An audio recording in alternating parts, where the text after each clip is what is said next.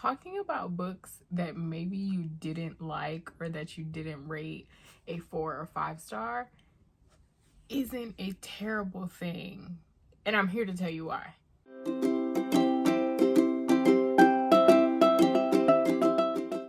Welcome back to Shelby in the Book Club. I am Shelby Bonet, and in today's video, I have a book review for you. I feel like I haven't done a book review in a very long time, and I absolutely love doing them because talking about books that maybe you didn't like, or maybe that you just thought were okay, is important for this community for a lot of different reasons. And in today's video, I'm going to talk about that with you. The book I will be reviewing is, I had it upside down, Jesus. The American Daughters by Maurice Carlos Ruffin. So before we get into this video, I just want to say a couple of things.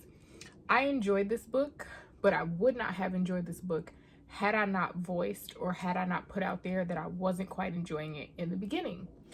I spoke to Sarah, who has an Instagram page where she annotates books. I will put a picture of her page here. You should definitely go follow her. She is a huge fan of Maurice Carlos Ruffin. She's read his other books, whereas this was my first time reading his work.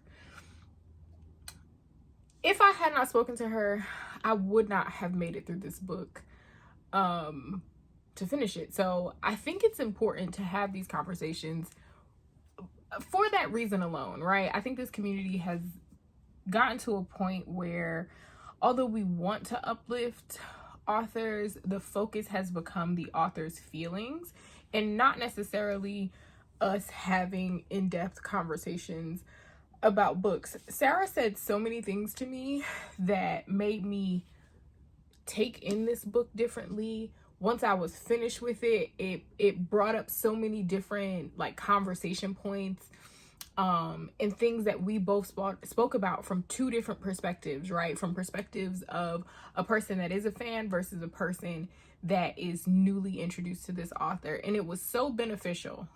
It was so beneficial. But had I kind of kept that mindset of, I kind of want to DNF it, excuse me, or, I rated it like a 3.5 stars, which people think is bad. If I had gone with those thought processes, I would have never gotten into this book and been able to appreciate the writing style and the story itself and the things that Maurice Ruffin is trying to say with this book. So if you'd like to hear it go before we get started, make sure you like, comment, and subscribe and share. We are always growing our family here. And I've missed you guys, and I'm glad to be back and talking about books and doing that whole bit. So let's get into this book for real this time. Where do I begin? So this book is the story of Addie. I got my handy dandy index card here. So before I get started, I use this index card as a bookmark, but I also kind of keep track of notes as I'm going. I have no problem annotating my books just in case anyone else doesn't necessarily like writing in their books, but they want to annotate, don't necessarily want to have a big old clunky notebook with you. This works. They're double-sided, they're grid, they're the extra big ones. And you can write on them however you want. I choose to do it this way. You can flip it sideways, write that way, whatever you need. This is my handy dandy little card, and it comes in handy for me when I'm creating content, right? Because I read so many books sometimes. People be like, so what was it about? And I'll be like, girl, I don't know. So anyway, this book is about a girl named Addie who is a slave, and it tells the story of Addie and her mother and them being sold to Louisiana. If you have any history of or if you know any history of Louisiana during slavery, one of the worst things that could possibly happen is for you to be sold further down south. And Louisiana is one of those places that was known to be the worst place to be sent to. So her and her mother get sent to Louisiana, but they end up living, I forget exactly what this part of slavery was called, but because her mother was fair skinned and like almost passing, she was basically their owner's mistress. So they lived in the city. They were still very much slaves. They had to clean the house. They had to do all of his bidding. He was obviously sexually assaulting them. But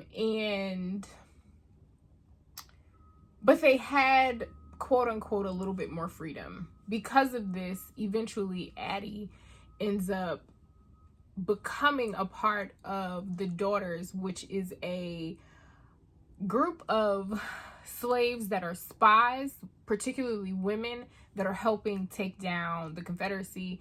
And her owner, Addie's owner, he is high up in the list of the Confederacy and in politics and things like that. So we go through this story with her, right? Some reasons why I wanted to DNF it is because the voice, the tone shifted a lot in the beginning. And it wasn't necessarily in the sense of like, oh, she's sad, she's depressed. It's hard for her telling the story because it's set up, it feels like we're reading her diary, right? Not necessarily like we're living it with her, but like we're reading her diary. We also know that this story is being told because in the very beginning we do get perspectives from one of her descendants, right? Okay. I can't even necessarily say it felt like the voice was unreliable, but it felt almost like there was like a shift in the writing. There were little things that were like annoying me, right? And I couldn't tell if this was the author's writing style, right? I'm new to this author. I couldn't tell if it was his writing style, and I couldn't quite tell if it was a writing like technique. Like, is he doing something? Is this a part of the plot? Like what is this thing? I'm not quite understanding. So that's when I put on Threads, I think it was, that I was having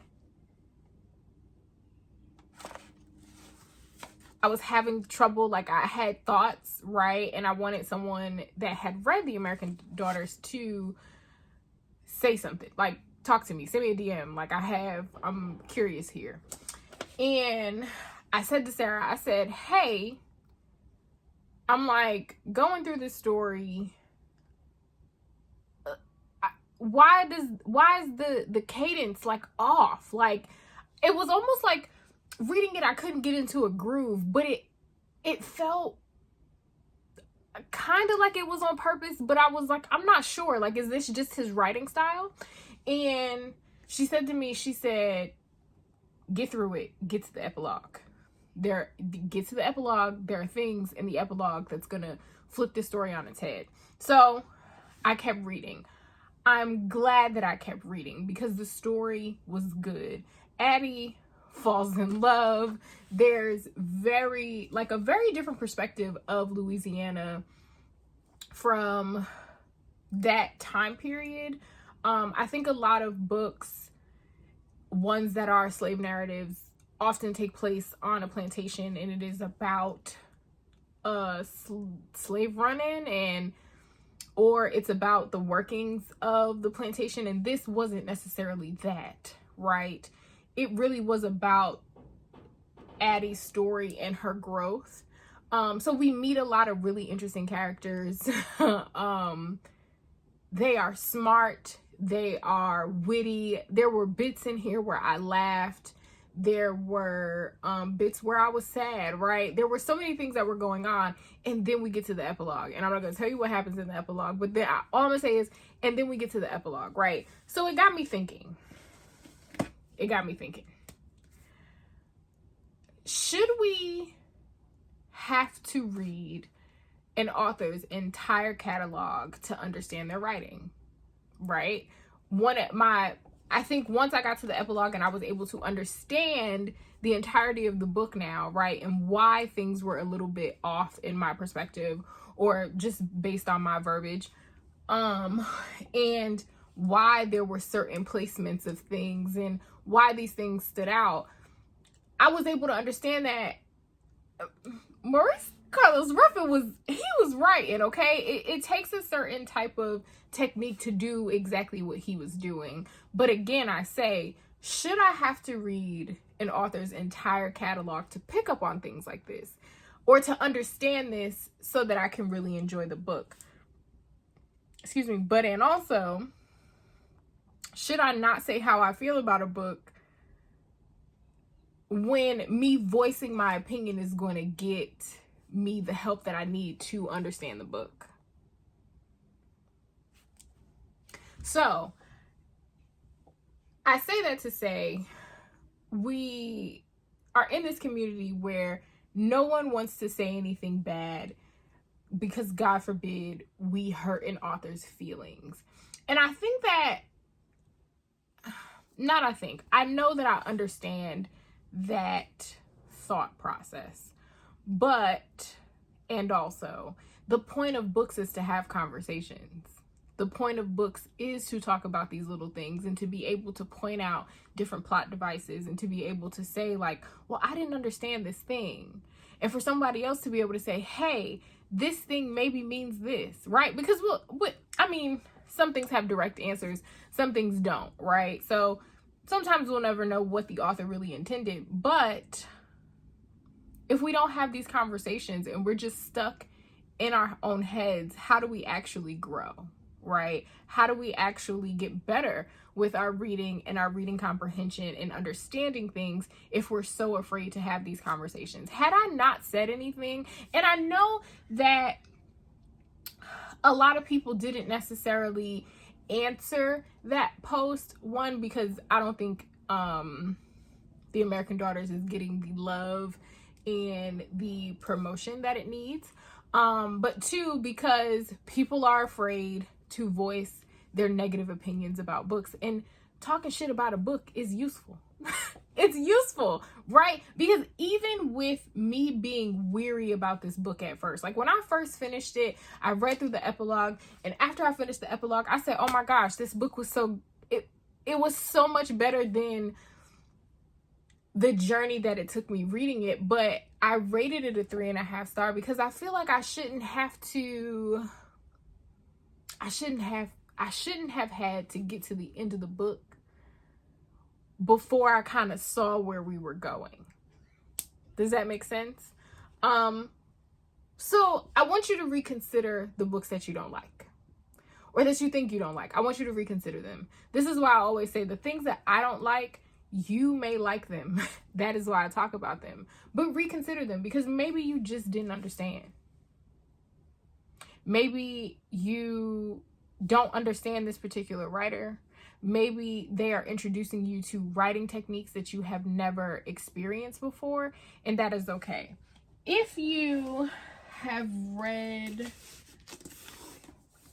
In the Upper Country by Kai Thomas, I had a similar experience reading this book as I did reading The American Daughters. And the thing that is most similar about them is that they are both books about a story. They're a story about a story. So I think if you read this and you enjoyed it, you will love American Daughters, and you probably won't have any issues reading it. If you attempted to read this and you couldn't get through it because you couldn't really understand the voice of the character, you couldn't really understand like where the story was going and why, this one has a bit more of a mystery aspect to it. But if you gave this one a chance and you DNF'd it, I implore you to go back. I implore you to go back, and I implore you to think outside of the box. And don't read this the way that you normally read, but read it to learn and to pick up clues and kind of push through it. Because this was another one that I almost DNF'd, and I was like, baby, what all in the hell is this book about? What is it about? I might go back and read this one again, to be honest with you, because it was, once I got to the end, I was like, oh snap, it ain't bad. It's not bad. It's not bad at all. So those are my feels. I think you should talk more about the books that you don't like. It's not going to kill any of us. It's not going to kill the authors too. The authors might be mad, and I think they probably need a place. Like, there needs to be like a Facebook sanctuary or something for them to go in there and vent, because baby, they be showing ass. And I understand it's your art and you sensitive about your stuff. Baby, I understand that, cause same. But you coming on the internet yelling at people is not gonna make nobody want to read your book, baby. They not. Now they gonna think that you need to go see the lady. They not gonna read your stuff. I'm sorry. That's not the answer. So yeah, I will link both of these books down below if you guys want to purchase them, if you want to read them yourself or whatever the case may be. I feel like I did a video on In the Upper Country. I'm not sure, but I may read this again and maybe do like a full review on it, because once I got to once it got good, right? And I think that's another thing before I go. Excuse me. Sometimes we're not always in the mindset to wait for the book to get good, but sometimes it's worth it. And sometimes you need somebody to just be like, hey, it gets good. I know that's all I be needing. I need you to be like, hey, we get there. Right. But I think what I want us to understand that is that rating a book low or not liking a book for whatever the reasoning may be isn't a direct reflection of the author. Reading is subjective. Do y'all hear my child flipping his food bowl over? He's not hungry. He eats the food off the floor. I don't understand that. If y'all have dogs, please, a bag, come and get him. But it's not saying that the author was terrible and bad, right? It's your level of understanding. It's per your level of understanding. And sometimes you just ain't gonna get it. Sometimes you are not the target audience, but I can't not ask y'all to try. I can't not leave the door open for that when I'm asking people or motivating people to read diversely. Because when you try to read diversely, not everything is going to be for you at first, right? You're going to be reading things that is outside of your comfort zone. And if you immediately think about it from a space of, oh, I just don't like this, you're never going to be open to finding things that you actually do like, right? Because everything isn't going to be perfect at first. So it's like, kind of just go into it like, maybe. Now, if there are things that are problematic, don't finish the book. If it's something that triggers you, don't finish the book, baby. It's okay. Just don't finish the book.